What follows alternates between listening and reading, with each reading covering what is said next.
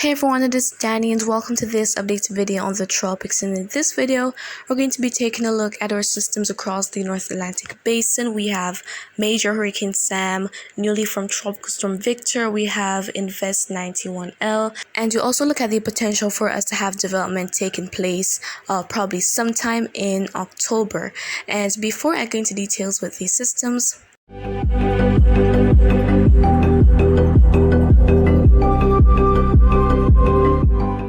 Alright, and so let us kickstart things with the disturbance. And as you're seeing here, development of a tropical cyclone is really not anticipated of this because there's nothing much really left of Invest 91L here. So the chance was high, but now it has definitely decreased as you're seeing here. And there is basically a 0% chance that we will have any sort of development taking place. And on TV, we can clearly see here that there is nothing much really left of 91L. And so now let's go ahead and move on to newly formed tropical storm Victor. And so Victor is located out in the open waters of the Atlantic, and it is not currently a threat to land. So let's look at the National Hurricane Center's cone forecast for it. And so we're seeing here that it has sustained winds of 45 miles per hour, and it is accelerating to the west-northwest at 13 miles per hour. So it is expected to be a fish storm, meaning that it is going to be staying out to sea and not really being much of a threat to anywhere. And we're seeing that by Friday, it is expected to strengthen into a hurricane. So fortunately, not expected to become anything strong, nor will it be a threat to land, as I said earlier. And so Victor is expected to have maximum sustained winds of 75 miles per hour, not anything significant. It is expected to just be a weak hurricane as it is going to be out there.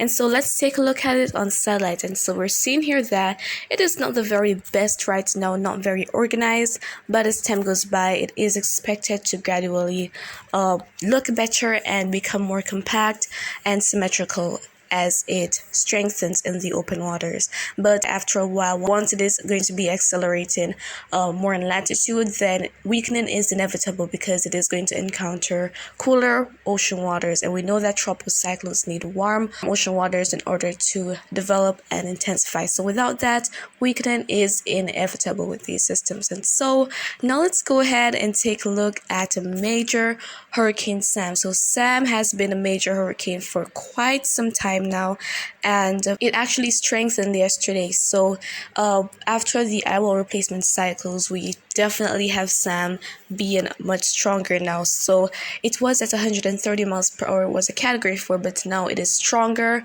Winds are at 145 miles per hour. And so actually we have a tropical storm watch that is in effect for Bermuda. So it is possible that probably by the next 48 hours or so, tropical storm-like conditions will be possible in the small island as a result of this hurricane here. And so it is important to note also that the cone can shift at any time. So even though things have been quite consistent with Sam, there is still the possibility that the cone can shift, and it is expected to pass very, very close to these small islands. So even though the eye is going to be well to the east of the island, that's just the eye. The system is quite big. So here we have Sam. It is a big hurricane and it has that eye. The eye is not very, very symmetrical right now, but it is a definitely compact system. And to the lower left of the screen, you can also see some of the islands of the northeastern Caribbean.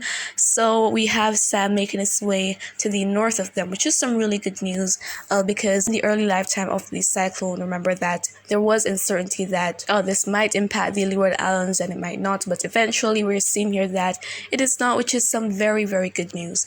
And so back to the cone forecast now. So Sam is expected to remain as a major hurricane through to Saturday, and then by Sunday be downgraded probably to a Cat 2, and by Tuesday of the coming week it is expected to weaken into an extratropical cyclone, and then it is going to eventually dissipate once it keeps accelerating up to the north. And so guys, if you're in Bermuda, please be mindful of this tropical storm watch, and please ensure that you have plans in place and you take the necessary precautions as Sam is going to be making its way by. And so let's take a look at favorability across the Atlantic basin. So let's take a look at the wind shear map. And so we have the different colors that indicate the favorability of the shear. So the green means favorable, the yellow means neutral, and the red means unfavorable. So we're seeing here that in the vicinity of Sam, it is going to be accelerating into much stronger shear. The shear is going to become more unfavorable, which is going to be inducing weakening. So gradual weakening is going to be as a result of this. So after really probably the next day or so, no more intensification of Sam is expected to happen, and the cyclone will gradually weaken while remaining powerful in the Atlantic. And so going on to the Saharan dust maps. So the different colors, they indicate how dense the dust is in the atmosphere. So we have the light yellow, that means there isn't much dust, but as we go to the dark orange and that red and pink shade, that is when we have a lot of dust. So the environment is considered hostile for tropical development. And so here we're seeing that we have none really affecting Sam, but as we look at Victor, we're seeing that it's going to be accelerating to the northwest during the next couple of days, and so it is going to be moving into some of this. So this dry air intrusion is likely to prevent the cyclone from becoming very significant. So that is the reason it is expected to become a weak hurricane, nothing too strong out there, and also it is going to be accelerating into cooler waters as it increases in latitude. So those are the reasons Victor is not expected to become anything major. And so finally, let's go ahead and take a look at what the GFS model is showing. So GFS has been hinting at something developing in the early part of October for quite a while now. So let's take a look at it. And so this is a map showing the isobars, which are lines of equal pressure. And when you see them being very close in a circular manner with the pressure being below 10-13 millibars, that is a low pressure system and can be our tropical cyclones. And so that is what we're looking for here. So this is by Tuesday, the 5th of October, so the Tuesday of the coming week. And so GFS is showing increased moisture in sections of the Eastern Caribbean and also in the vicinity of the Bahamas. And as we head to Sunday the 10th, there we have that low pressure system, that 1007 millibar low pressure system being out there somewhat west-southwest of Bermuda.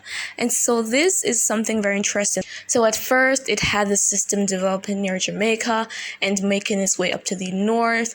Then it showed it curving into the Gulf of Mexico. So GFS was really all over the place with this. And here we have yet another change. So as time goes by, we're seeing different changes in the model, but one thing that it is, you could say, certain of is that we could have some development taking place within the vicinity of the Caribbean as we're going to head into the early part of October. And so guys, this is not guaranteed to happen, but we're going to see what happens as time goes by.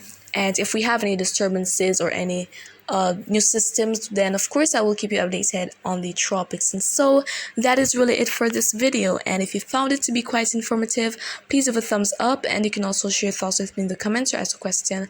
I will try to respond as best and as soon as I can, and just remember to always be weather wise.